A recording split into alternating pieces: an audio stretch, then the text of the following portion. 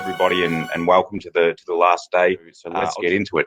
And Hi, good morning. hello. Hello. So everyone can hear me, right? It's okay. Yeah? I can hear you loud and clear. Yeah. Okay, good. So I'm going to share my screen to show the presentation.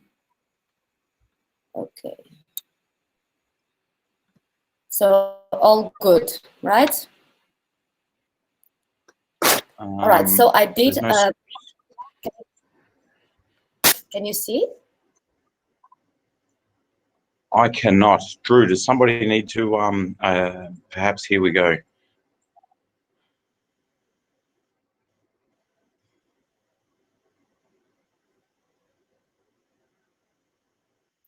Is it working now?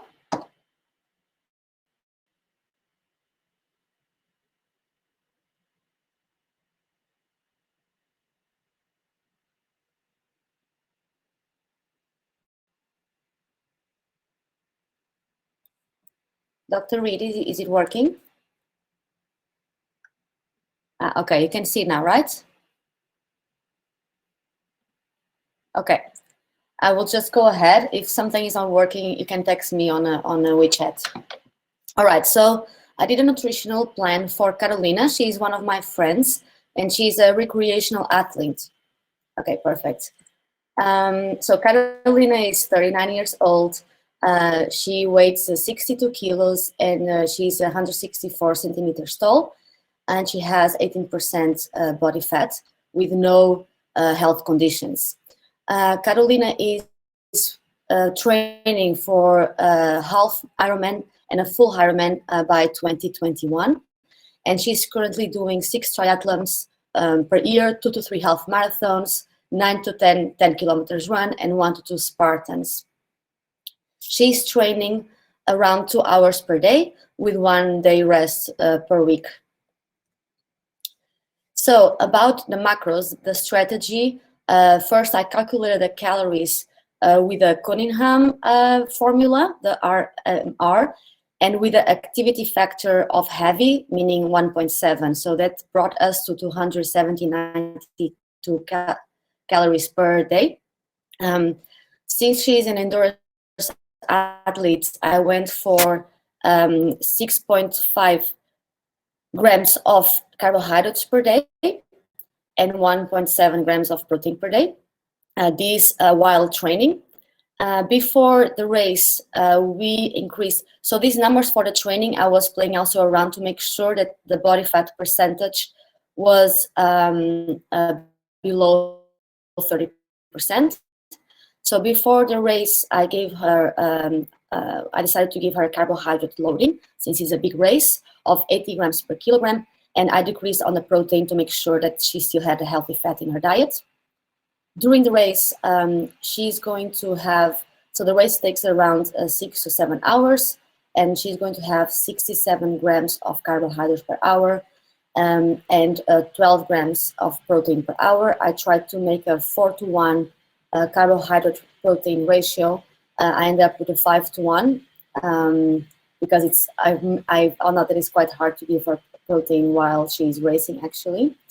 And within 30 minutes after the race, I gave her 1 gram per kilogram of carbohydrates and 0.2 grams of protein per kilo to make sure that she replenished her glycogen levels and she starts the muscle maintenance.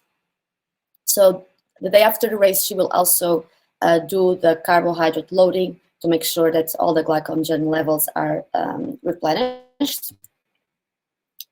About the supplements, so before the race, she's going to supplement with creatine monohydrate.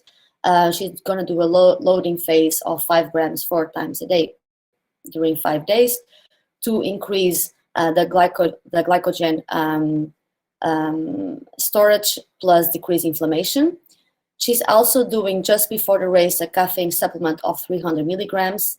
And I will explain a little bit later why this number and not why in a sports drink. But a caffeine supplement, it's about 4.8 grams per kilo, and I'm giving her a little bit more than 3 grams per kilo because she drinks a lot of coffee. So I was afraid that she already has some adaptation to caffeine. And also she's going to take a sports drink just before the race, and the beetroot juice concentrate, 2 tablespoons of 300 milligrams of nitrite during breakfast. So I also opt for giving her just 1 dose to avoid adaptation. So during race, as I said, she's going to take sports drink on 4:1 carbohydrate protein ratio, 5 liters. And 5 liters, this means that because she's also swimming during Ironman, it's hard to drink some liquid. So this gets around 250 milliliters per 15 minutes. Yeah, but during swimming, of course, she can't have this bottle. And to make sure that she has enough carbohydrates, I still added sports gel 3 units and some raisins, energy bars, and bananas. So in total, she's taking 403 grams of carbohydrates. So after the race, she's still going to maintain the creatine monohydrate on 3 grams per day. Yeah. So this is the meal plan. I made some recipes. I try to use whole foods mainly, plus some healthy fats. And sometimes we are using protein powder just to make sure that she can have the protein grams covered. So here, of course, it's not exactly the number of calories, protein, carbohydrates, and fats per day, but on average, she's matching with her necessities. So basically, on I made 4 days of normal days, and then we have the loading phase. So 3 days before competition, and then the meal plan during competition. We have here. So the competition day, right? We have here the breakfast, which I try to give her high GI and low GI carbohydrates. Since the race started at 7 in the morning, we could not separate the low GI with the high GI, so I just gave her everything in one breakfast. During race, again, the raisins, the energy, the sports gel, the energy bar, and the banana.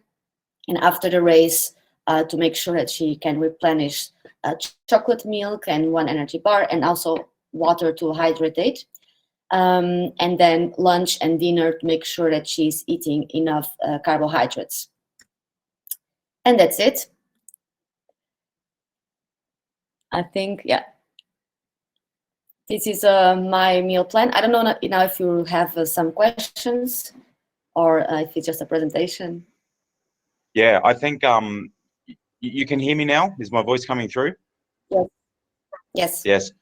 I think in the interest of time, we probably won't do questions from the audience, but I'll provide some comments, and then of course, as Drew said, you'll get your mark and some additional comments via email. But wow, very, very good. I can see that you already have a good base level understanding and obviously picked up on all the points that we're putting down throughout the course. I mean, it's hard to fault. You did everything as expected and probably went above and beyond. I really like the way that you separated the training versus competition, because it really hammers home the point to the athlete that there is different needs. I'm struggling to think of suggestions to improve it, but 2 things that I could probably pick you up on. One is with the creatine. I'm not sure whether this is just the way that it was explained or not, but I probably wouldn't have them load right before a competition. I would probably rather the athlete habituate to it and get used to it outside of competition first. So again, like a lot of endurance athletes probably won't even take creatine. However, I think it's for most, it's definitely can't hurt and may actually provide a benefit. So I don't have a problem with you prescribing creatine, but I would just get them to get used to it prior to a competition. And then another one, which maybe this just didn't come out with the discussion, but just something to be mindful of. It's very good practice, because I can see that your friend is quite a serious endurance athlete. It's very good practice for them to practice their competition strategies during training. So get used to all the gels and the sports drinks and things during training, which your friend probably is. And I'm sure if you had time to expand upon it, you would also. But they actually call this like gut training, training the gut to take in those carbohydrates. And I think you said it was 400 grams over the 5 to 6 hours, something like this, of carbohydrate. Yeah, exactly. It's 67 grams per hour. Yeah, and so that's bang on. We tend to say about that 60 grams per hour, but for serious endurance athletes, they can push this up to about 90 with gut training and taking the time to kind of increase tolerance and things like this. So yeah, by and large, very, very good presentation. Shows that you've got an excellent understanding of kind of energy and macro needs and how this shifts between training and competition. So well done, very good. Thank you, Dr.